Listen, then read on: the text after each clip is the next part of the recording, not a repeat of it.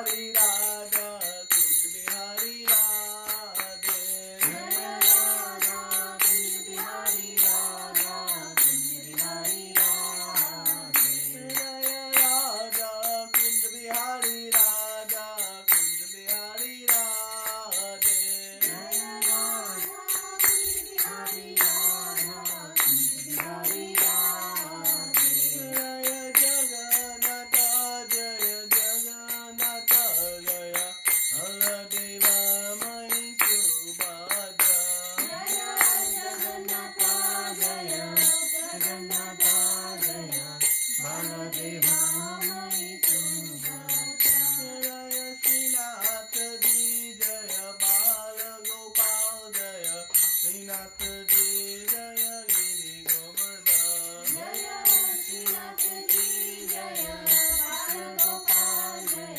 श्रीनाथ जी जय गिरि गोवर्धन जय गौरनिताय जय गौरनिताय जय गौरनिताय जय गौरनिताय जय गौरनिताय जय गौरनिताय जय गौरनिताय जय गौरनिताय जय नरसिंहदेव जय नरसिंहदेव जय नरसिंहदेव जय नरसिंहदेव जय नरसिंहदेव जय नरसिंहदेव जय नरसिंहदेव जय नरसिंहदेव जय प्रहलाद महाराज जय प्रहलाद महाराज जय प्रहलाद महाराज जय प्रहलाद महाराज जय प्रहलाद महाराज जय प्रहलाद महाराज जय प्रहलाद महाराज जय प्रहलाद महाराज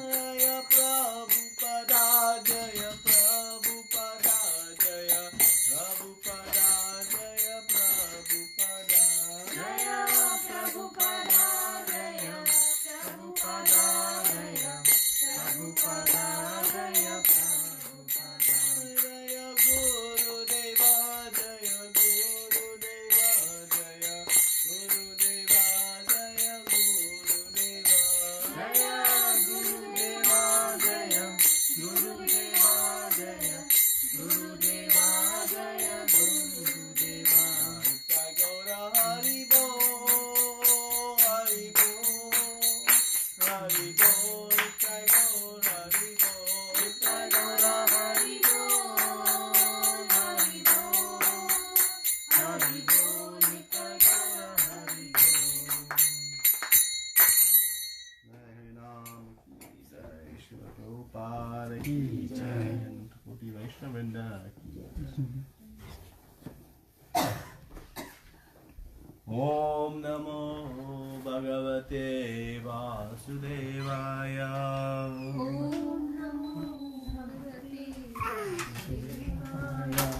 ओम नमो भगवते वासुदेवाय ओम नमो भगवते वासुदेवाय ओम नमो भगवते वासुदेवाय ओम नमो भगवते वासुदेवाय ओम ज्ञानातिमिरन्दस्य ज्ञानाञ्जनशलाकया चक्षुरुन्मिलितं येन तस्मै श्रीगुरवे नमः श्रीचैतन्यमनोभीष्टं स्थापितं येन भूतले स्वयं रूपा कदा मह्यं ददाति स्वपदान्तिकम् वन्देऽहं श्रीगुरो श्रीयुतापदकमलं श्रीगुरून् वैष्णवांश श्रीरूपं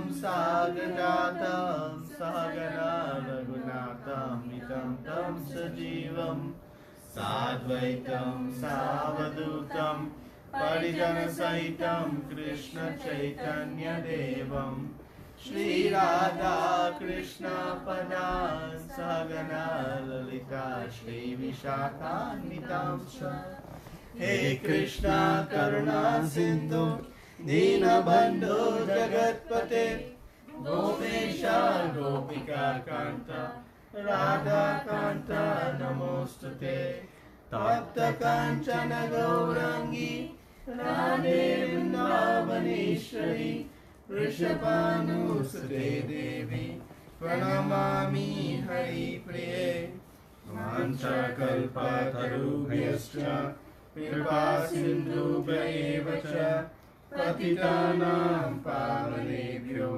Vaishnavebhyo Namo Namah Namo Vishnu Padaya Krishna Prasaya Bhutale Srimate Bhakti Vedanta Swami Niti Namine Namaste Saraswate Devi Gauravani Pracharine Vishesha Shunyavadi Paschata Deshatarine Jaya Shri Krishna Chaitanya Prabhu Nityananda Shri Advaita Gadadara Shri Vasari Gaura Bhakta Vrinda Hare Krishna Krishna Krishna Hare Hare Hare Rama Rama Rama Hare Hare.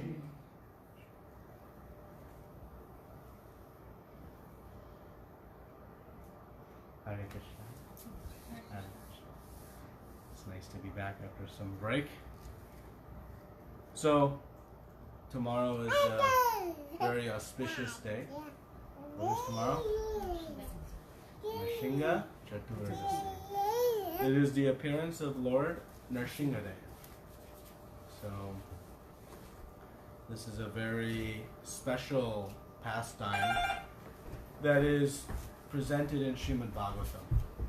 And we know of its great importance by a couple of reasons.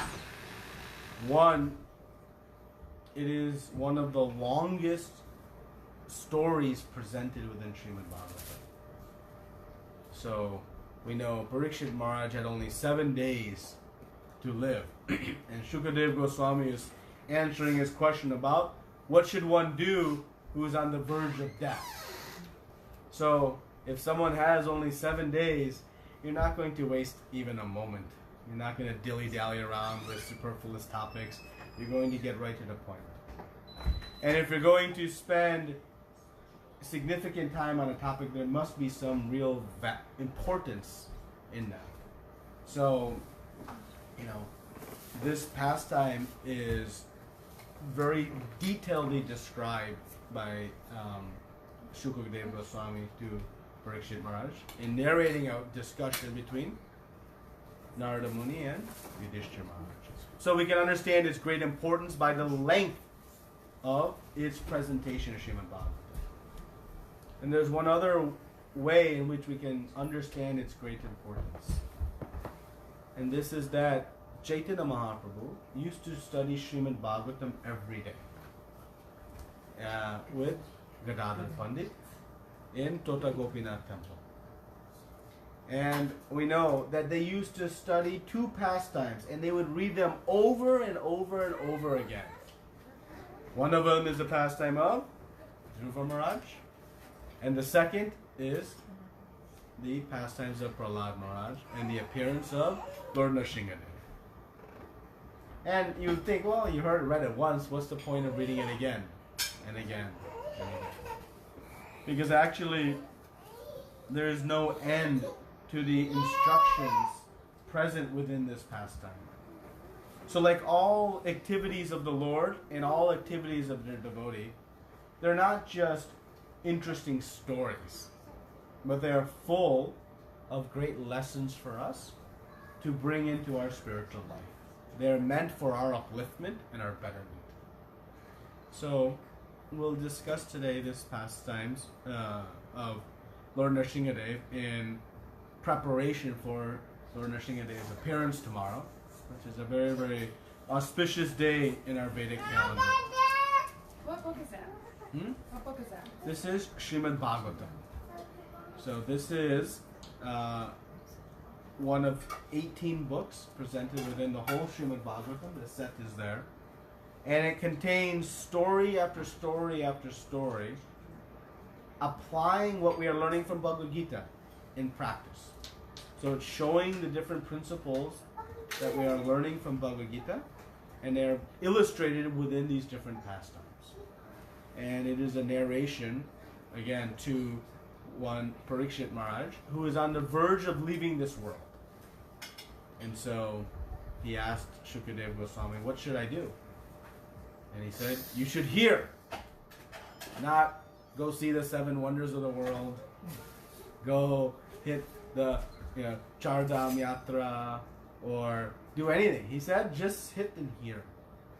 So we'll see actually in this pastime the power of hearing. How Prahlad Maharaj became such an exalted devotee in the midst of very unscrupulous surroundings. So we'll see the power of Shravan, this hearing. We'll see in this pastime the great relationship between Krishna and his devotee. How Krishna is always there to protect his devotee. And how Krishna is even willing to sacrifice his own needs or desires for that of his devotee. So we'll see that. We'll also see how one can become fully fearless with the power of bhakti. Anybody wants to be fearless? We consider that a great strength, right? It's very powerful to be fearless. Sometimes the big, muscular person walking in the street has no fear because nobody will attack them. But still, they have fear. So we're going to see how a 5-year-old boy became fearless in the greatest of sources of potential fear. And we'll see it is by the power of devotional service. Well, there are unlimited things we can discuss, but I thought we'd focus on these 3 things. That's okay with all of you? So, just a little bit of context. We're going to read today from the 7th canto, 5th chapter, 5th verse. And maybe I'll read the verse first. So before we read Srimad Bhagavatam, we offer our prayers. We'll just recite one prayer. If you know, you can recite along. Narayanam namaskritta naram chaiva narottamam devim saraswatim vyasam tato jayamudiriye nasta prayeshu bhadreshu nityam bhagavata sevaya bhagavati yatama shloke bhakti naishtikye. So, this is from the chapter entitled Prahlad, the saintly son of Hiranyakashipu. So I'll just read the verse and part of the purport, and then I'll give the background of how we got to this verse, and then we'll discuss some of the pastimes that happened after this verse. So Prahlad Maharaj replied, O best of the Asuras, king of the demons, as far as I've learned from my spiritual master, any person who has accepted a temporary body and temporary household life is certainly embarrassed by anxiety of having fallen into a dark well where there is no water but only suffering. One should give up this position and go to the forest. Run.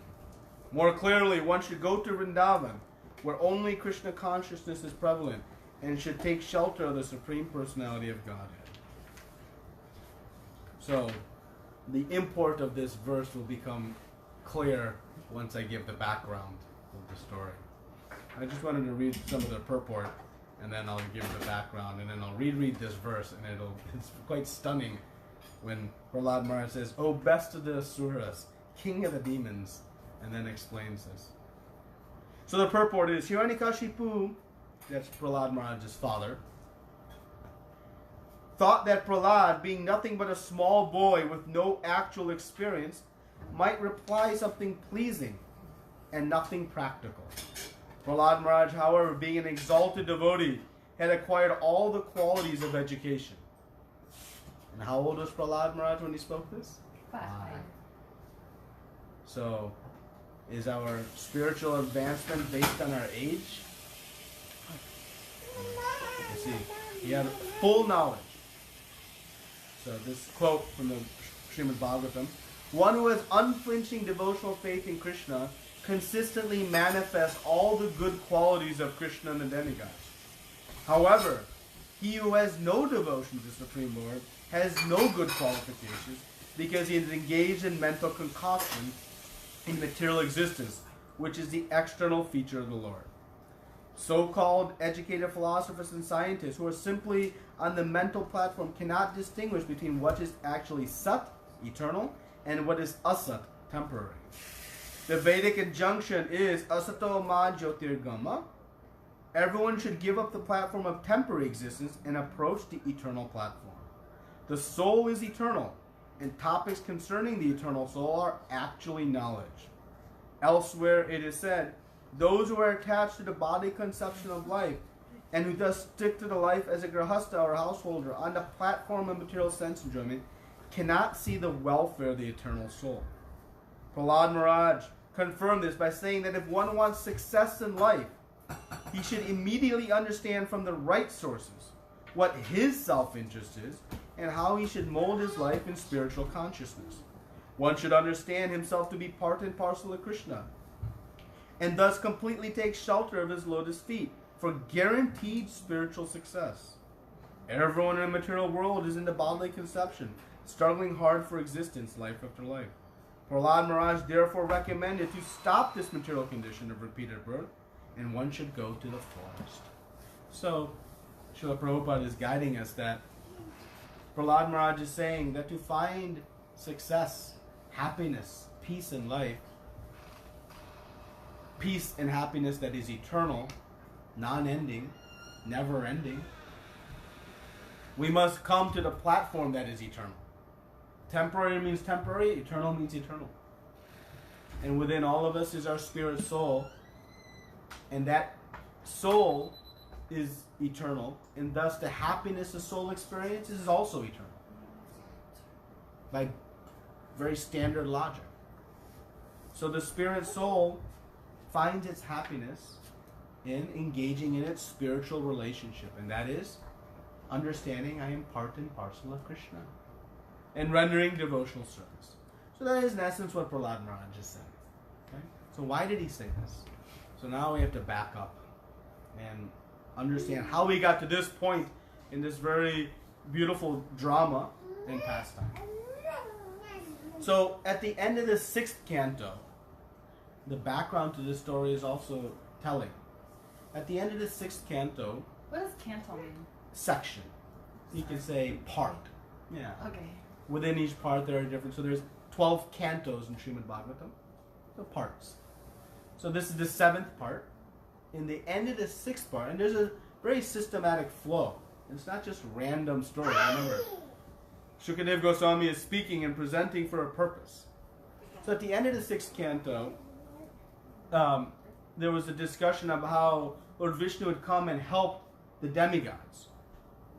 And so Parikshit Maharaj is asking Shukadev Goswami that I thought the Lord was impartial, neutral.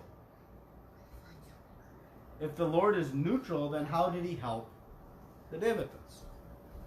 And so Shukadev Goswami begins to explain the pastime of Shishupal in narrating a conversation that Narada Muni was having with Yudhishthira. These details are not so important, but the point of the topic is that Krishna always remains neutral, and that the wins and losses that we experience on the material platform are simply a result of karma, our past karma. Whatever past actions we did, they produce current reactions. So Krishna does not pick who is the millionaire and who is poor. We pick based on our actions. Krishna writes the laws, what is good, what is bad. We, as living entities, get to choose. We have independent choice. That free will is never taken away from us. So we can choose. So Krishna in that sense is neutral. But in carrying this story forward, Narada Muni is explaining how Shishupal was given liberation, though he is very envious and was always insulting Krishna. He was not loving to Krishna. In fact, his Vishnu Shmaranam, his remembering Krishna, was in a ill-conceived mood. But still, Krishna was very kind and gave him liberation. But there's a backstory to that, which brings Narad Muni to discuss how Jay and Vijay, the gatekeepers in Vaikuntha, came to the world. And in that, he explains how they came to in 3 different settings. And in passing, Narad Muni explains about Hiranyakashipu and how he was very evil to his son and how he tried to kill him. And Narad Muni was ready to carry on, and Yudhishthira said, time out. How does that happen? How does a father develop this desire to kill and torture his son? Something must be there. And so he asked the questions. And from that, we get this very beautiful discussion that is presented over several chapters on the pastime of Prahlad. So Yudhishthira Maharaj is asking, tell me more about this specific pastime. So let's develop a little bit of context of who is Hiranyakashipu. Because we can at least ascertain at this point, he is not such a well-minded person. He wants to kill his son. So Hiranyakashipu was the brother of Hiranyaksh. And Hiranyaksh was a demon, a great evil person. And he was killed by Lord Vishnu. And so Hiranyakashipu became very upset by this fact. And he vowed that he was going to kill Vishnu. He was going to sever the head of Vishnu. Now, we can see the first foolish conception Hiranyakashipu had, which is, you cannot sever the head of Vishnu. Vishnu is eternal. His body is Sat Chit Ananda. And of course, Krishna is never conquered. He is the Almighty, all-powerful. Nobody can conquer Krishna. We'll see how great Hiranyakashipu became in terms of power, but still, we'll see who wins in the end. So, but Hiranyakashipu had this desire that I will avenge the death of my brother. So, he carries on. He wants to kill his brother too? No, he's going to avenge the death. His brother's already been murdered, been killed. Because he was a very bad person also. So, but still, you know, bad people have love for their siblings. So Hiranyakashipu actually was very knowledgeable. When Hiranyaksh, his brother's family were lamenting, Hiranyakashipu spoke perfect philosophy, how they should not lament. This is just the changing of the body. Hiranyaksh's body has been lost, but his soul is eternal. He receives what happens based on past karma. A soldier's death is glorious. All this great, great philosophy was given by Hiranyakashipu. So we understand one very important point by this. Knowing the philosophy is one thing. But what is more important? Applying it. Hiranyakashipu understood everything. Yet, let's see what ensued. So knowledge is not about knowledge. It is about how we actually live and apply that knowledge. So, Hiranyakashipu decided to avenge the death of his brother, and he began to rain terror all over the world. And he was just killing brahmanas, he was destroying temples, he was performing every heinous kind of act possible. And his goal was to disrupt all the goodness in the world by a complete reign of terror. And then he decided that he understood that Lord Brahma had achieved great power by tapasya, by some austerity, to become a creator. So he thought, whoa, if I can acquire that type of power, then I can conquer Vishnu. So he understood at least he himself was not strong enough. He needed some higher cause. But still his motive was ill. So he goes and performs intense austerity. How intense? He was standing on his tippy toes. You know, like a ballerina stands on her tippy toes and we say, ooh, that hurts. He was standing on his tippy toes. His hands raised straight into the sky. For how long? Thousands of years. No eating, no drinking, no moving. Just intense meditation. And he was praying to Lord Brahma. So intense was his meditation that the body around it formed an anthill. And all of his skin and bone, everything had become eaten by the ants. And his life airs were just being maintained within the bone of his body and his consciousness. And there was such an intensity that there was a heat coming from his head. It started to burn the different upper planetary systems. And because of this intense heat, the demigods asked Lord Brahma, Lord Brahma, please do something. He is praying to you. Please end this or we're all going to suffocate. The air was becoming tight.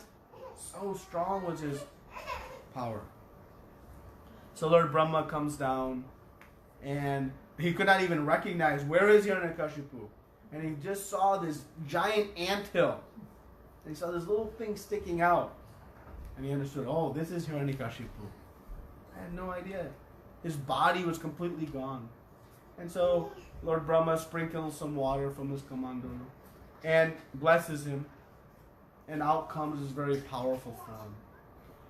And so having performed this great prayer, the Vedic rule is that you offer some boons, some benedictions. And that was the purpose of Hiranyakashipu's worship. In bhakti, we don't worship Krishna for something in return. That is not love. That is business. But Hiranyakashipu's worship was not bhakti. He wanted something in return, and his purpose of what he wanted was also very evil, to kill Vishnu. But nonetheless, Lord Brahma blessed him with his desire. Hiranyakashipu said, I want to be immortal. And Lord Brahma said, well, I cannot give you that which I myself don't have. You know, if you have $1 million and someone asks you for $2 million, you can't give. You can only give up to what you have. So like that, Lord Brahma has a very long life, but he is not eternal. He also dies. He has a very set duration. So he said, I cannot give you. So Hiranyakashipu thought himself to be very smart. He said, okay, I'll trick Brahma. I'm going to trick him. He won't give me immortality. I'll make it give it to me indirect. He said, okay, you give me the boon that I'll not be killed by any human or animal or any living entity. Granted. You give me the boon that I'll not be killed during the day or night. You give me the boon that I'll not be killed inside any structure or outside. How many boons does he get? He asked for a few more. He says, I'll not be killed on the ground or in the air.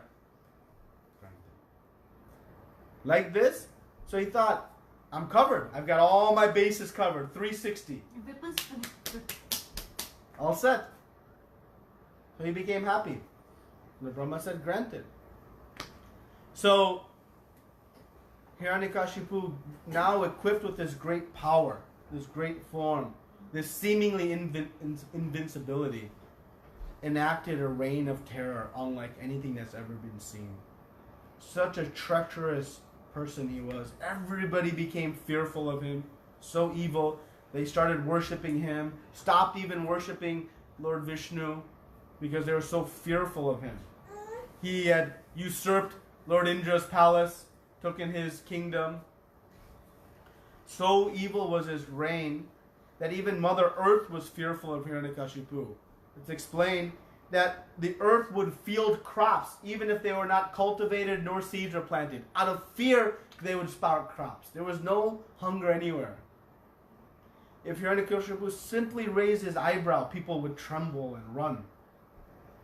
The rivers were flowing jewels just to satisfy his unlimited desires. So like this, he had great power He had control over everything in the universe. But was he satisfied? He had every single living entity under his thumb. Even Mother Earth was sprouting crop without having to cultivate the fields. Yet, as we're going to see now, lust has one very dangerous, yet repeats over and over and over again feature, which is, it is never satisfied. It's never satisfied. No matter how much I get, I want more. What else did he want? You're going to see. Good question. What else could he want? He had everything, right? He had this seemingly inability to be killed. He had everybody bowing at his feet. And he had all the wealth of the world. Does that mean like the jewels? Jewels, power, strength, palate, everything. So we can ask, what else could he want? And in the material world, we see that we are constantly working to try to acquire all these things. But the more we acquire, we don't get the happiness we think it's going to give us. And Hiranyakashipu, we're going to see. So what didn't he have? So Hiranyakashipu had 4 very nice sons. 4 nice sons. And a father is always very happy to have children and happy to have sons. And so like that, Hiranyakashipu one day asked his son, in a very sweet mood, he brought Prahlad Maharaj onto his lap. He was petting him, adoring, having this very affectionate father-son relationship. And Prahlad Maharaj was seated on the lap of Hiranyakashipu on the grand throne in the royal palace. And Hiranyakashipu took his son Prahlad on his lap and very affectionately inquired, "My dear son, please let me know what you think is the best of all the subjects you have studied from your teachers." He had been going to school. And so he asked, "What did you learn in school?" Just like, when your children come home from school, what did you learn? And you get some nonsense answer. "Oh, I learned that chocolate is nice," or "I learned that, Billy is doing this or that." Allowance. He's expecting something cute answer. Right? So Prahlad Maharaj replies, now, to the greatest of all demons that existed, who has taken a vow to kill Vishnu, to avenge the death of his brother, who has performed so many atrocities. And what does this sweet little 5-year-old boy say? I'll just read the verse that we read earlier. Now this verse will have some startling. Prahlad Maharaj replied, "O best of the Asuras." So first of all, he didn't say, "Oh beloved father," "Oh dear Pitaji." He said, "Oh best of the Asuras." Now demons like to be glorified as demons. They find it very great. So Prahlad Maharaj was glorifying him as such. This is how foolish one becomes when they become overridden with these material lusts. So he says, "Oh, best of the Asuras, king of the demons, so far as I've learned from my spiritual master, any person who has accepted a temporary body and temporary household life is certainly embarrassed by anxiety because of having fallen in a dark well where there is no water but only suffering." So he's basically told his father, "Father, you're in a dark well suffering. Though you think you have the whole world under your control, you are a fool to think you have it." That's a 5-year-old boy speaking. And he says, what you should do, you should give this all up, Hiranyakashipu, and do what? Go to Vrindavan and worship Vishnu. Vishnu, the one that killed Prahlad Maharaj. He was unfettered. He spoke his heart. So how do we think Hiranyakashipu reacted to such language? Was he very pleased? He didn't like that idea. No. He was not very pleased. Grounded. He was not, grounded was very good. He probably didn't get dinner that night. So he said that thus this intelligent children is spoiled by the words of the enemy. And then Hiranyakashipu advised his assistants, my dear demons, give complete protection to this boy at Gurukula, where he is instructed, so that his intelligence will not further be influenced by Vaishnavas who may go there in disguise. So he was going to school, and he told the teachers, Sanda and Amarka, who were the sons of Shukracharya. And he said, you instruct this boy in what is good for him. Make sure he doesn't become polluted by this nonsense philosophy. That was the mindset of Hiranyakashipu. We spoke last Sunday on Mother's Day that the ultimate goal of any mother, and we can expand it to even father, any parent, is to see the eternal welfare of their child. And eternal welfare of any living entity exists only in relationship with Krishna. But you can see Hiranyakashipu is instructing exact opposite. Make sure he doesn't get any of this knowledge. And you can see in modern day we have many Hiranyakashipus around. Maybe not so extreme or so pronounced. But if you try to give some spirituality to anyone, people say, no, this is bad, and they try to ban it, and they try to rule. This is what happens. But this started like this. So Hiranyakashipu instructed Sanda and Amarka, you teach him properly. Don't let him become polluted by such nonsense. So Sanda and Amarka thought, as a young 5-year-old boy, how long does it take to brainwash a kid into whatever we want? No problem. So they sat him down and they began to teach him how to cheat, how to become corrupt, how to handle different politics and all these things. Basically, the way of the demons. And they began to teach him so many different things. So, after some time, Prahlad Maharaj was brought back to his father. And Prahlad Maharaj was asked again, he's seated on the lap, and he said, my dear son, O long-lived one, for so much time you have heard many things from your teachers. Now please repeat to me whatever you think is the best of that knowledge. So he's thinking, now my Sanda and Amarka have cleansed him of all these impurities. And what did Prahlad Maharaj say? I'll read just the Sanskrit of the first one. Shri Prahlad Uvacha Shravanam Kirtanam Vishnu Shmaranam Padasevanam Archanam Bandhanam Dasyam Sakyam Atma Nivedanam. So Prahlad Maharaj said, hearing and chanting about the transcendental holy name, forms, qualities, paraphernalia and pastimes of Lord Vishnu, remembering them, serving the lotus feet of the Lord, offering respectful worship with 16 types of paraphernalia, offering prayers to the Lord, becoming his servant, considering the Lord one's best friend, and surrendering everything unto him. In other words, serving him with body, mind, and words. These 9 processes are accepted as pure devotional service. One who has dedicated his life to the service of Krishna through these 9 methods should be understood to be the most learned person, for he has acquired complete knowledge. So, you can see, Prahlad Maharaj was not the least bit swayed. You can imagine, now the second time on the lap of his father, how do we think Hiranyakashipu responded this time? Not very nice. He became very, very angry.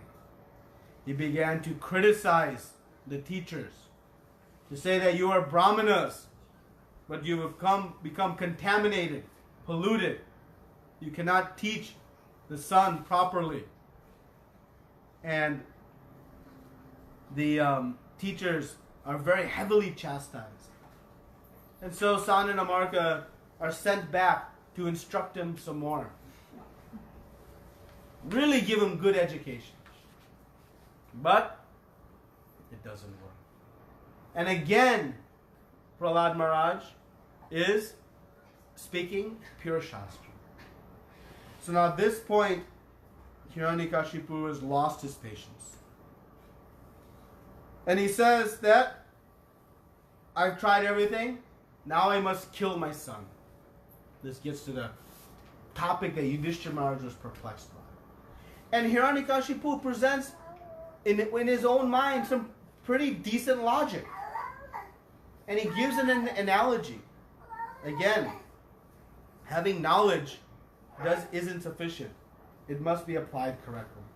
He says, sometimes you have to take some seemingly severe actions to prevent a larger issue from becoming large. And he gives the example that if the arm is diseased, I might have to cut off the arm to save the whole body. So he said that, to save the dynasty, I have to kill my one son.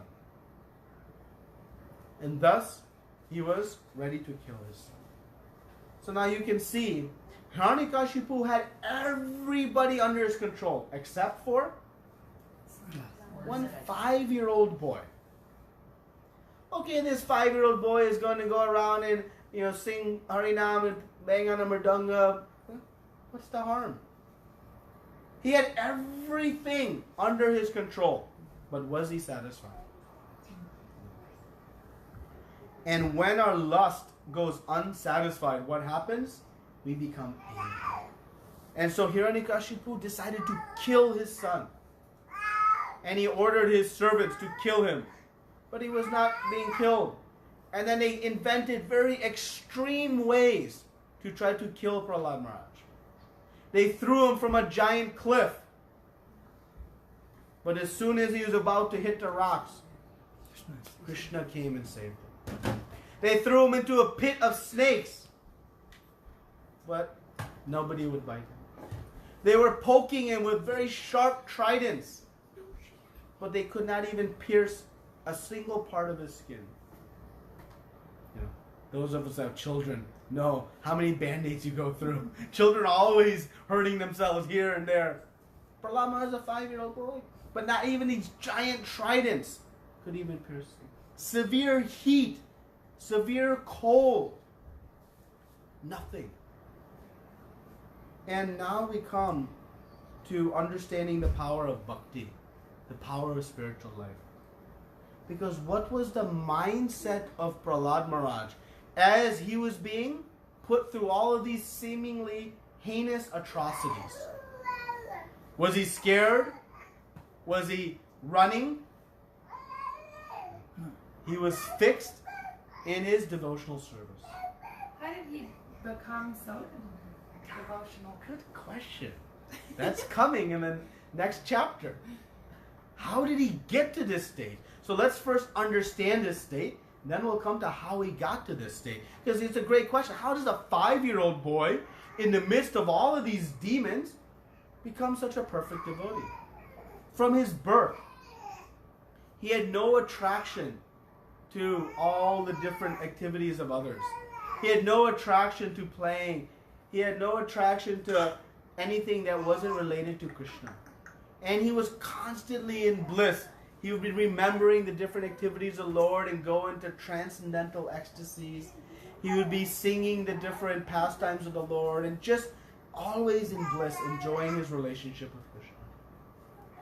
So when these atrocities came, what did Prahlad Maharaj do?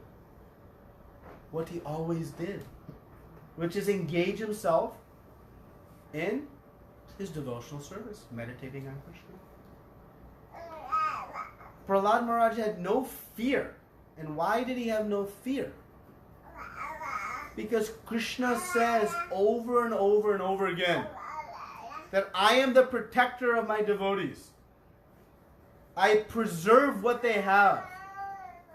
I also give whatever they don't have. I am their ever well-wisher. He says, I am the swift deliverer. He says, my devotee never perishes. All these statements he makes.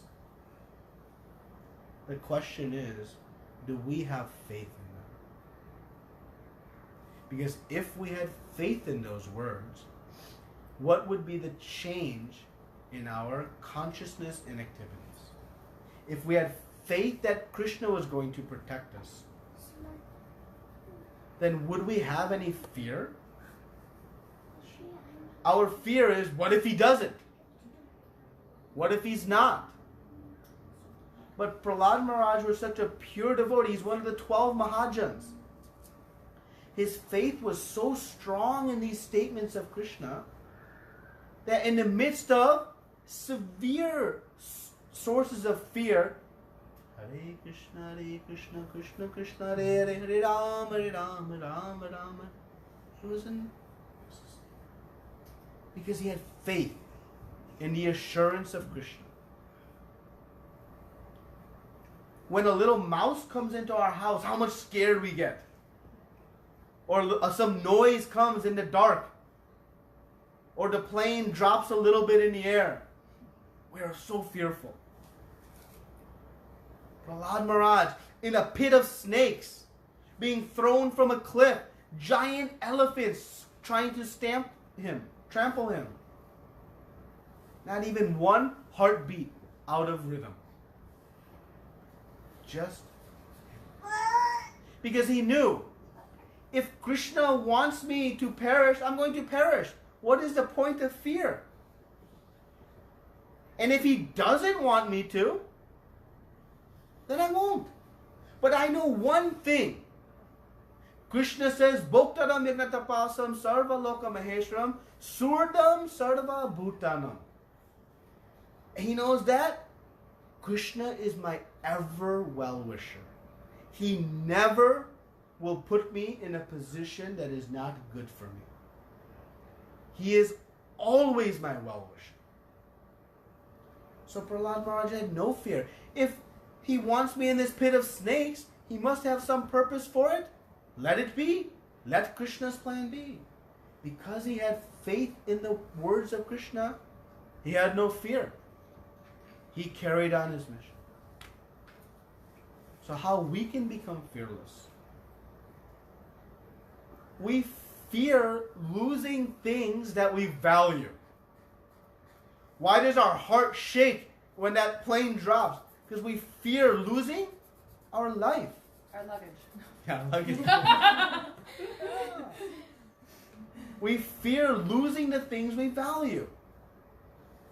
But a devotee knows what to value. And that is my relationship with Krishna.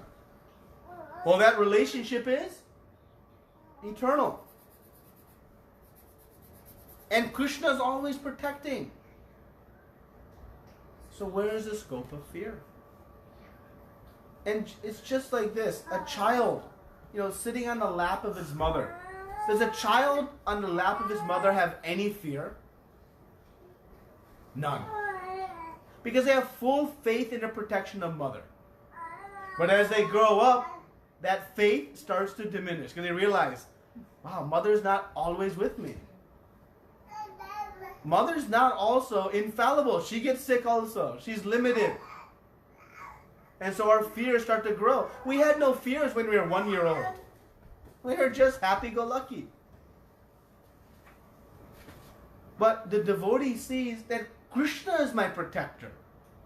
So just as a child has no fear in the lap of mother, a devotee has no fear under the umbrella of Krishna's love. And that is the state of Prahlad Maharaj. And he remained fixed in his situation. When the snakes were coming, he didn't see snakes. What did he see? Oh, Ananta Shesh, who is the bed of my father, is come. When the heat came, he was feeling, I need a sweater, it's cold in here. And when the severe cold came, he was feeling warmth. So Krishna was protecting him. So like this, Prahlad Maharaj was very steady. And how do we think Hiranyakashipu reacted to this? He became very frustrated. He said, I have used many ill names in chastising this boy Prahlad, and have devised many means of killing him. But despite all my endeavors, he could not be killed. Indeed, he saved himself by his own powers, without being affected in the least by these treacheries and abominable actions. Although he is very near to me and merely as a child, he is situated in complete fearlessness. He resembles a dog's curved tail, which can never be straightened, because he never forgets my misbehavior and his connection with his master, Lord Vishnu. This dog's curved tail is very interesting. You know, you can try to straighten a dog's curved tail, but as soon as you let go, like that, he tried to break Prahlad Maharaj's relationship with Krishna, but it was unbreakable. So he says, I see that his strength is unlimited, for he has not feared anything. In this way, he became very morose. And Hiranyakashipu was ready to give up at this point. So what else I can do? So Sanda and Amarka have some sympathy on him. And they say, we'll take him back. And they begin to really educate Prahlad Maharaj. Again, they're trying. And instead, what happens? Prahlad Maharaj converts all the other children into Vaishnavas. So instead of himself being converted, he is beginning to explain the science of bhakti to all of his friends. And they become Vaishnavas. Now what do we think the mood of Hiranyakashipu is? Now his anger knows no end. And so when Hiranyakashipu understood this entire situation, he was extremely angry, so much that his body trembled. Thus he finally decided to kill his son Prahlad himself, basically. Hiranyakashipu by very nature was cruel and feeling insulted. He began hissing like a snake trampled upon someone's foot. His son Prahlad was peaceful, mild and gentle. His senses were under control, and he stood before Hiranyakashipu with folded hands. According to Prahlad's age and behavior, he was not to be chastised. Yet with staring, crooked eyes, Hiranyakashipu rebuked him with the following words. So now hear what Hiranyakashipu says to Prahlad Maharaj and what Prahlad Maharaj replies. These conversations between the two are quite interesting. I'm only reading a section of it. Hiranyakashipu said, "O most impudent, most unintelligent disruptor of the family." Is that how we glorify children? "O disruptor of the family." "O lowest of mankind, you have violated my power to rule you, and therefore you are an obstinate fool. Today I shall send you to the place of Yamaraj. My son Prahlad, you rascal, you know that when I am angry, all the planets of the three worlds tremble, along with the chief rulers." He had everyone under his control. "By whose power has a rascal like you become so impudent that you appear fearless and overstep my power to rule you?" So, see what Prahlad Maharaj says. Prahlad Maharaj said, "My dear king, the source of my strength, of which you are asking, is also the source of yours." Indeed, the original source of all kinds of strength is one. He is not only your strength or mine, but the strength for everyone. Without him, no one can get any strength. Whether moving or not moving, superior, inferior, everyone, including Lord Brahma, is controlled by the strength of the Supreme Personality of Godhead. And so like this, Prahlad Maharaj continued, "My dear father, please give up your demoniac mentality. Do not discriminate in your heart between enemies and friends. Make your mind equipoise towards everyone." This is the mindset of demons. They have enemies and friends. A devotee is friendly to all, even to the demoniac. You see, Prahlad Maharaj was being tried to kill by Hiranyakashipu. But is he speaking disrespectfully to his father? He is simply speaking wisdom. He did not become inimical towards his father. He remained still loving. And we're going to see that even further. But the demon always has friends and enemies. Those who are in favor of their plan and those who are not. But the devotee has only one plan. That is Krishna's plan. So like this, they continued. He says, in former times there were many fools like you who did not conquer the 6 enemies that steal away the wealth of the body. So, anyways, Hiranyakashipu becomes very upset. And he decides to kill Prahlad Maharaj with his own, sword. And he says, who is going to protect you now? And Prahlad Maharaj says, who has always protected me, my Lord? And he says, where is your Lord? Your Lord is not here. And Prahlad Maharaj says, Lord is everywhere. He everywhere? Where? Is he in this pillar? And as those of you know the pastime, he struck the pillar. And out came Lord Nrsimhadev. And Lord Nrsimhadev comes in a very interesting feature. Krishna appeared as half man, half lion. Why? Because to uphold the word of his devotee, Lord Brahma, he had to come in a way and kill Hiranyakashipu in a way that would not violate Brahma's word, so as to not hurt his reputation. You see how Krishna is he could have come and just and killed Hiranyakashipu. But he said, no, I must come half man, half lion. He killed him, not in the day, not in night. At the dusk, which is neither day nor night. He killed him, not inside the home nor outside, in the threshold. He killed him, not in the air, not on land. He sat on the throne and on his lap. And he killed with no weapons. So in this way, he killed Hiranyakashipu, but fully upholding the blessing, benediction he received from Lord Brahma. He also appeared, when somebody grand appears, they appear in a very royal procession, red carpet, marching bands, and all this. How did Krishna appear? From a stone pillar. Why did he appear from a stone pillar? To uphold the word of his dear Prahlad Maharaj. Because Prahlad Maharaj said, yes, he's in the pillar.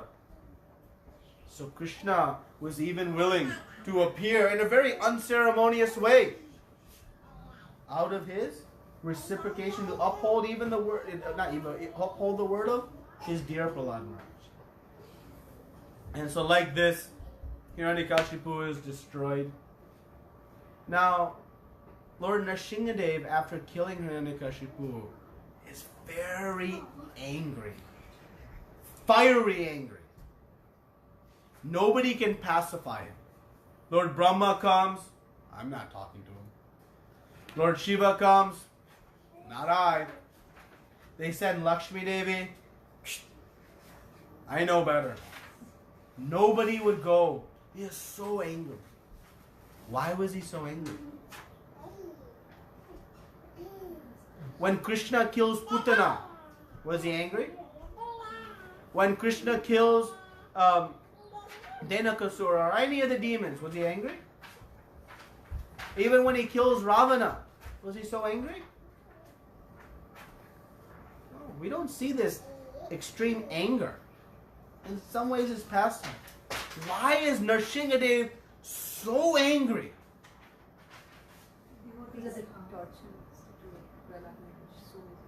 Don't mess with Krishna's devotees.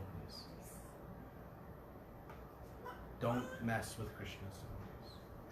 You can mess with Krishna. You can insult him like Shishupal did.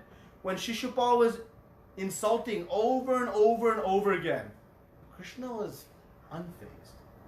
When the 100th insult came, he gave the promise to Shishupal's mother, I'll not kill him until he gives 100 insults. So yes, hopefully he won't cross that in one lifetime. But of course he did.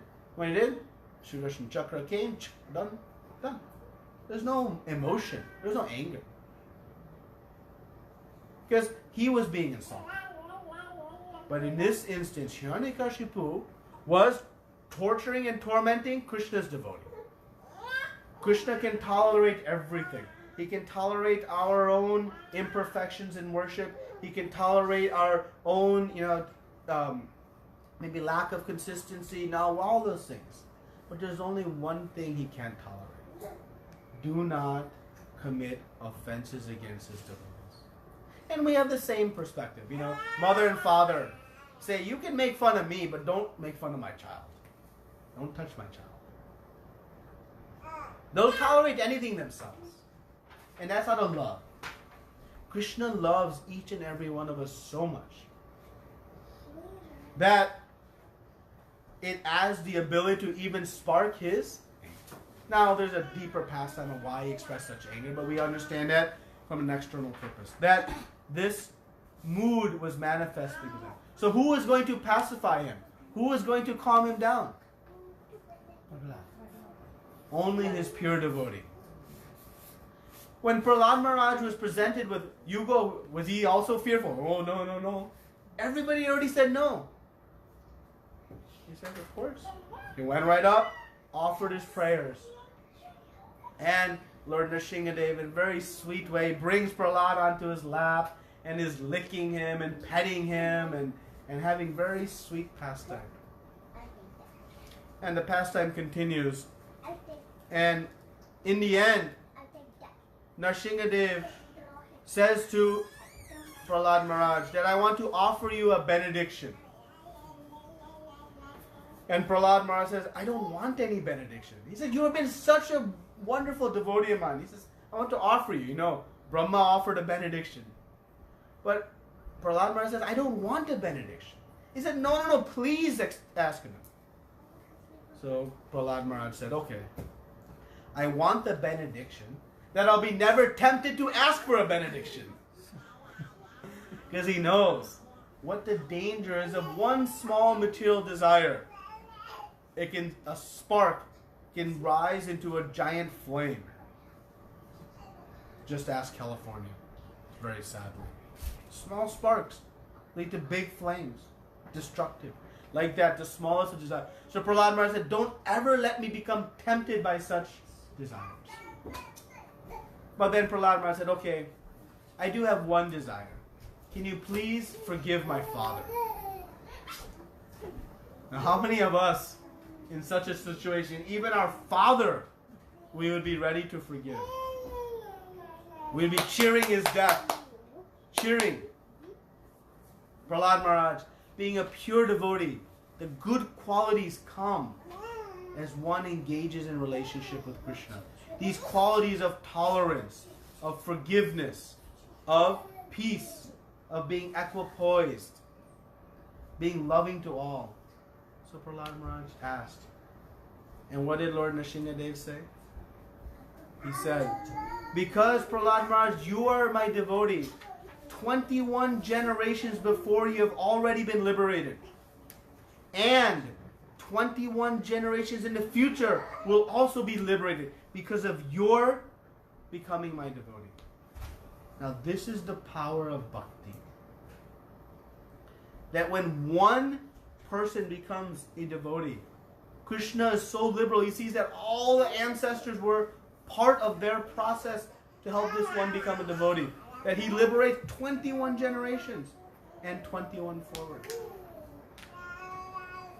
So like that, this is just a short summary of this passage. Now your question, how did Prahlad Maharaj get all of this? So when Hiranyakashipu went to perform his austerities, his wife Kayadu was carrying Prahlad in the womb. So the demigod, seeing that already this Hiranyakashipu is performing so much terror, Kayadu is carrying a junior Hiranyakashipu. So they kidnapped Kayadu. And they were going to wait for the baby to be born, and they were going to kill the baby.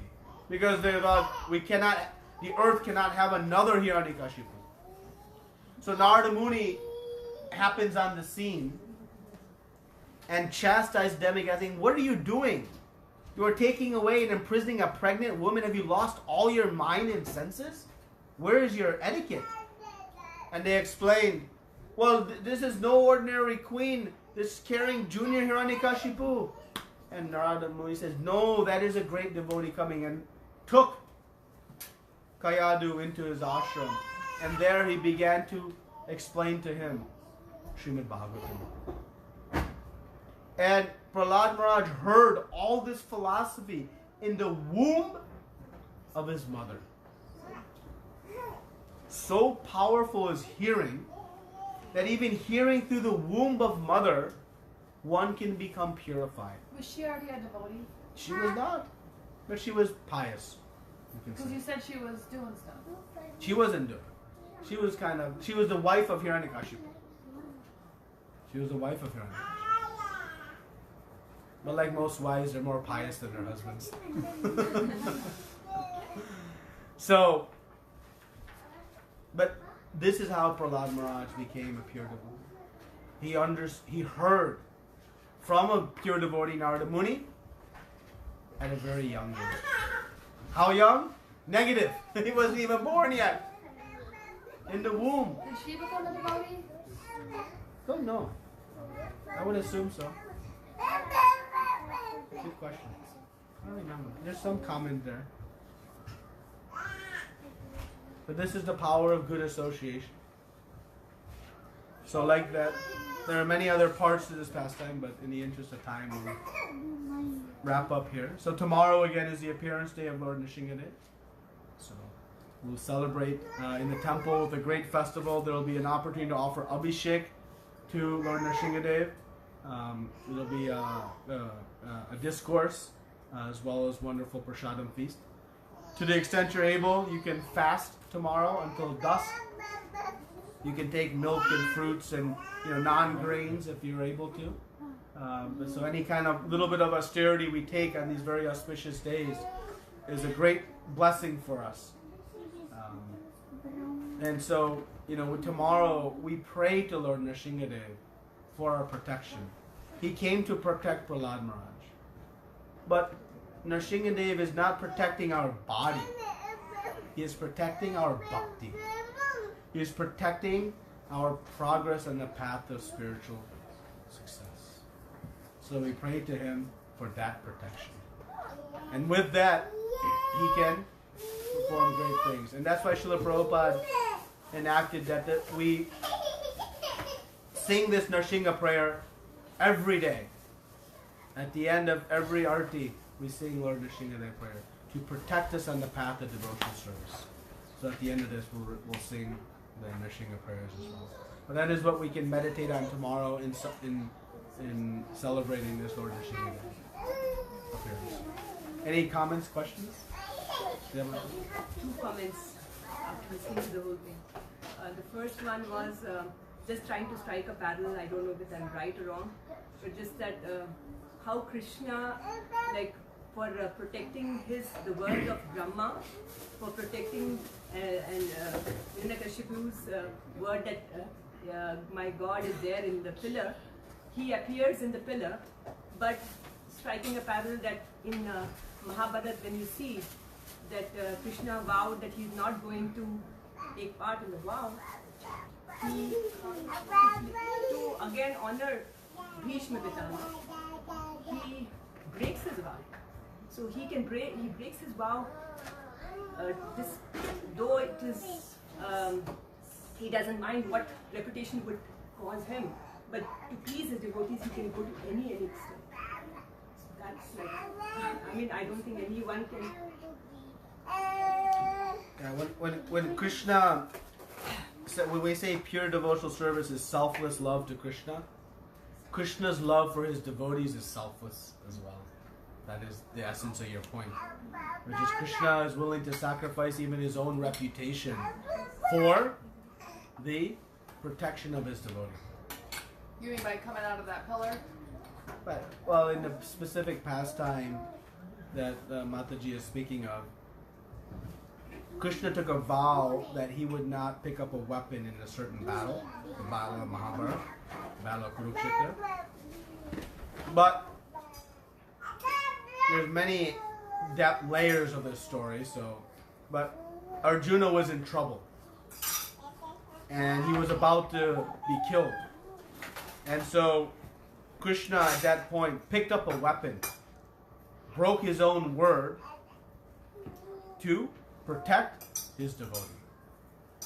And Bhishma Pitta did this not to make Krishna a liar, but he did that to glorify Krishna, to show how much Krishna's love is for his devotee, that he's even willing to break his own word. And so for that reason, he's thinking for the welfare of his devotee, even if it comes at his own expense. You had a second comment? Second comment was, if only Hiranyakashipu he is on his tiptoes and he's like doing this austerity, severe austerity for thousands of years. If he had directed that energy of his just to get Krishna Prema, where would he be? Same goes to Dhruv Maharaj. Same goes for all of us. Austerities. Same goes for all of us. But he did that much. He had that energy to do that austerity. Why did he not direct it? Because he didn't believe in it. I mean, that's what I'm saying. If he had done it, where would he be? And same goes to Dhruv Maharaj too. So much he did, and finally he did accept that fact that what I'm asking is just a broken piece of glass. But that's what it is. At least that's why this story is a lesson to us that he's such a fool. But we have to exercise our intelligence and do something else. We should not criticize Hiranyakashipu. We should find the Hiranyakashipu tendencies within us, because they exist. Maybe not in the extremes. This story illustrates it in the extremes, but there are some tendencies, at least speaking of myself, that we can search out. Give us an example. What's that? We want an example. I won't give an example, but we have these desires, we have these, this greed, this lust. They exist. There's envy, and again, maybe not in such extremes, but they exist. And so, the knowledge, Hiranyakashipu, he had perfect knowledge, but he didn't apply it. You can have all the knowledge of Bhagavad Gita, all this knowledge, but if you don't apply it under instruction, it has no value. Because what happened, what was the value of his knowledge? His complete destruction. His complete loss. So, the knowledge is there. The other comment I'll make is we talk about the potency of, the intensity of austerity that Hiranyakashipu did. And we wonder, wow, like he could have achieved so much more. The really instructive thing for us is that Krishna has made the austerity we have to endure of chanting the holy names of the Lord, honoring Krishna Prasadam, singing and dancing with him. That's the austerity we have to endure to achieve the greatest of all things, Krishna Prema. There is no austerity, but still we don't do. So it doesn't take great potency, it takes great desire. And Prahlad Maharaj at age 5 did it. Yes? I sound very naive when I ask this. No. But, I mean, God, Krishna is wishing well or wanting well for everybody. So what are the qualifications, if I may use the word, for a devotee? Yeah. And, I guess that's my question. So Krishna does wish well for everyone, devotee and non-devotee. Actually, Krishna fulfills the desires of his devotees and non-devotees. If a devotee doesn't want to know him, he'll fulfill that. And if a devotee wants to know him, he'll fulfill that. So now, what is a devotee? So, there are many angles of this, but the basic answer of a devotee is that one who is acting in the relationship with Krishna. So, I am acting in I have an eternal relationship with Krishna. I am his part and parcel. Now, I have a choice either to act in that relationship or not. That's a fact. And that's an eternal fact, not a fact of 2019 or a fact of this era or this life. That is Sanatana. That is eternal. That I am part and parcel of Krishna. So a devotee is one who is working to act in that relationship. That is what a devotee is. Now, there are gradations of devotees, right? There are those who come a little bit further, those who are still in the early processes. But they are all equally loved by Krishna. So it's the realization of It's the realization, right? You can say, I can say, I'm spirit, soul, I'm part and parcel of Krishna. But if it doesn't lead to action, then what's the point? it's like a relationship you have to work at. Yeah. And you're not going to be perfect at it first. And Krishna doesn't expect perfection. All he wants is, what's the desire? He doesn't expect us to chant perfectly, cook perfectly, sing perfectly, recite mantras perfectly. No. What does he want? Sincerity. Try. Just try. So that the definition of a devotee is broad. It's liberal. It's not exclusive. Anyone who is attempting to work in the relationship with Krishna. And Krishna says, who is qualified to be my devotee? He says, anybody. Anybody is qualified. He said, nobody is different. He says, if you want to be my devotee, patram pushpam phalam toyam. He said, all you have to do is offer me a leaf, flower, fruit, or water, but with love. He goes as far to say, even if you can't offer me an actual fruit, with your mind, manasi seva, you can offer. Does your employer allow you to do work with your mind? I'm mentally there, boss. I swear I'm mentally there. I'm with you. I'm with you. Where's my paycheck? No. Does the wife or husband say, I'm mentally helping in the kitchen or I'm mentally doing? No. But Krishna says even mentally in our mind we can render service. So liberal is he, so eager is he to regain his relationship with all of us. He doesn't put exclusions and big restrictions. So that's a devotee. Another question. Yeah. So, I don't know if I'm thinking correctly or not, but destiny, if we define it, is by our karma, good or bad, we did before. But we Yep. also have a free will to respond to what the situation is and to further karma or not. In this entire equation, I Yeah. guess, where does the devotion, where does the faith fit in? And I also, I guess, as I'm talking about this, it shouldn't be result oriented. I'm not worshipping Krishna because so that my karmas get cancelled and I get better results. I guess how do you make, because the destiny and free will, it kind of makes sense, and it kind of feels like, okay, well, some part of it is under the control, like what I can do, I can do something about it. Then why do we worship? Yeah. I think I got the question. Let me start, and if I don't, interrupt me. Yeah, I don't know. Yeah. Quite honest. I think I got it, but if I don't, or ask a follow-up. Sure. Okay.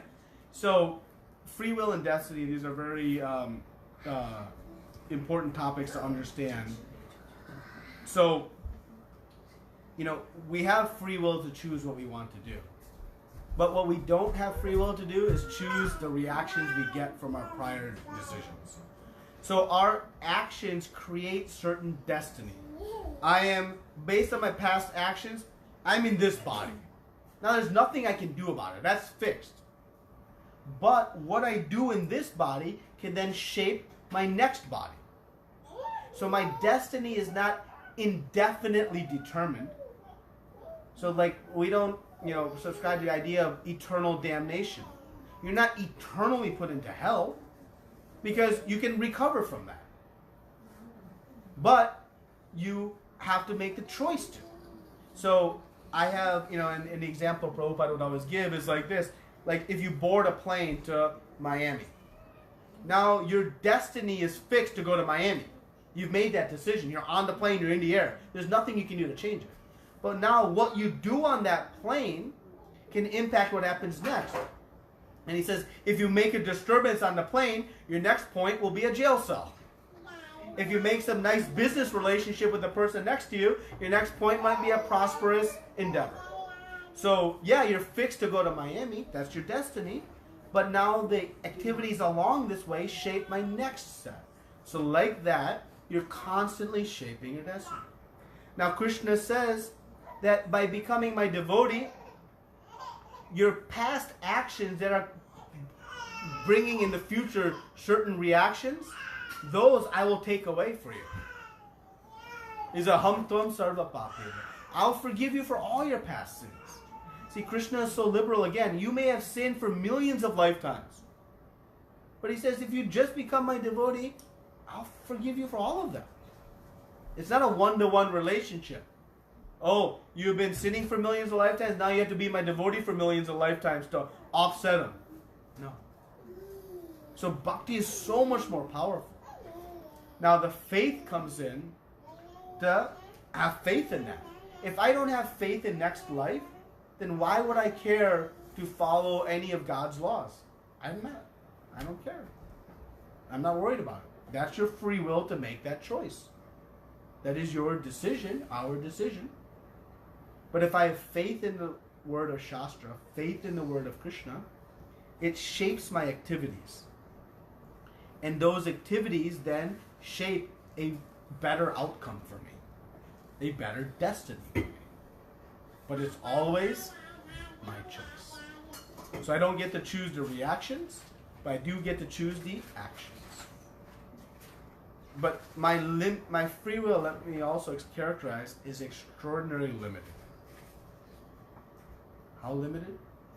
If I want to move my arm like this, all I can do to move my arm like this is express a desire. I can't move my arm. I'm not controlling the neurons firing in my brain, down my spinal cord, that twitch a muscle and move the arm. That's all being done by nature, by the different chemical reactions in the body. I don't control them. Do you control them? I don't control anything. We can't even control the fingernail growth on our middle finger. So, but I can desire to move my arm. If, based on my past actions, I am qualified to have my arm move, then Krishna will sanction it and material nature will move my arm. Now that's a humbling realization. Because it means moves or not is my qualification. Have I done good enough activities in the past? Because remember, if I'm sitting next to somebody who is paralyzed in their left arm, they have the same desire to move their arm, but it doesn't move. Why? Some sanction is not happening. Right? So our free will is extraordinarily minute. We call it limited. But it is eternal. Did I get to the crux of your question, or did there a follow-up to that? Yeah, I mean, but I like the last part, which you just explained about how limited the free will is. Just by the word, the term, free will, as if it's abundant. You just, you know, it's so true. Like you just kind of backtrack, I guess, in a way, backtrack it. And actually, you know, we're always in search of independence. But the most comforting times in our life is when we have been fully dependent on someone else. If we really think about it. And so when we understand that we're dependent on somebody, see, if you're dependent on someone like Hiranyakashipu, it's very dangerous. But when you become dependent on the Supreme Lord, He's so sweet, so loving, so talented, so forgiving, so magnanimous. It becomes the ultimate shelter. There can be no better shelter. And that's the opportunity we have by studying these pastimes. Yeah, the stories have some drama and intrigue, but we see how Nrsimhadev reciprocated with Prahlad Maharaj. And it gives us some faith to also, like Prahlad Maharaj had his faith fixed in Krishna made him fearless and fully comfortable in the most uncomfortable of circumstances. So the next time we are uncomfortable, the next time we are in a precarious situation, we can think back to Prahlad Maharaj, how he found comfort in the atrocities he faced. Like that, we can find the same comfort. Don't think what Prahlad Maharaj had is unattainable. Krishna wants it for everyone. It's a question of do we want it? Because of free will, he's not going to force us. Hiranyakashipu was devotee or non-devotee? Hiranyakashipu? Originally is Jai and Vijay. So he's a devotee. Still given partiality to by God. Why partiality given to God? Why? Partiality wasn't given to God. Hiranyakashipu, Jai and Vijay performed this pastime also for the pleasure of Krishna. They were given the choice to take 7 births as devotees or 3 births as demons. So on one level, it's explained that they chose 3 births because they wanted to quickly return back to the spiritual world. But there's also an inner meaning that our acharyas comment, that they also know that Krishna also likes this rasa of wrestling, of fighting. But Krishna doesn't fight with any non-demons. There's no pleasure there. So to give Krishna the pleasure of this, they took the mood of the demons. And they performed it. And the act, we didn't read all this, but the battle between Hiranyakashipu and Nrsimhadev was a little bit drawn out. Why? Was it that Lord Nrsimhadev had to work extra hard? No, because he's enjoying this rasa. Actually, him sitting on the throne of Hiranyakashipu is also very instructive. Great rishis and sages, they make a seat for Krishna, but he doesn't come and sit. So why he sat on the chair of Hiranyakashipu? Because Hiranyakashipu is his devotee also in the inner meaning. So that's a second layer and a third layer of the story that comes out. I had a question. I was just thinking, I know you mentioned that Prahlad Maharaj, he was in the womb of the mother, so, and then all that was narrated by Narad Muni, so that's how he got all this. But still, we talk about so much of the power of association. So after birth, he was surrounded still by demons, and the way all the teachers, wherever he went, they were brainwashing him. Among all that, so much of anti-Krishna campaigning, or whatever you say, how come he was able to protect that bhakti just with the fact that he was in the mood? Then that means that the power of association, where does it go when they come out? Like, that's what we have been told. We need the power of association because we are weak. Yeah. So he was pure, right? Where was Prabhupada when he came to New York? I know, In the midst of the most atrocious association. Was he in the least bit at risk? We are at risk because we are weak. But a pure devotee, they can go into the most hellish of places and be undisturbed, untouched. Like the lotus flower in the water is in the water but untouched by the water. So association is essential because we are still fallible. But the pure devotees, Narada Muni goes everywhere, giving association, but not taking association. See, our problem is, truthfully, if we walked into Hiranyakashipu's palace, oh my, all the jewels and diamonds and this, we would be awed and allured by the opulence and think, not so bad. Not bad. Everybody's bowing to him. Why? Because we're not pure yet in thought. So we become allured. We take associate. Prahlad Maharaj was not being associated with anything. He was fully insulated. Right? So like that, when you become a pure devotee of the Lord, you'll have the power to not But until then, good association. So that's how, like, I don't know the name of the devotee, Prabhuji, who's that, the one in the Chaitanya Mahaprabhu's pastimes, the one who's so opulent, but we don't come to know his that he's Pundarik Vidyanidhi. So, Pundarik Vidyanidhi. We can't judge a devotee by external consequences. Don't think because somebody has a shaved head or put the tilak on or wears a dhoti, they're a devotee. Or it looks like me. It has nothing to do with what we look like. Don't think because somebody can memorize verses and recite Sanskrit, they're a devotee. Don't think, 20 years they've been in this way, they're a devotee. Devotion is here. And you can't see and I can't see into anyone's heart. But Krishna can. So bhakti is not about external circumstances. Don't judge based on what we see. Anyways, Krishna didn't put us on this planet to judge who are his devotees and who's not. He has that job. Our job is just ourselves try to make some progress. So don't judge externally and think this person is. Oh no.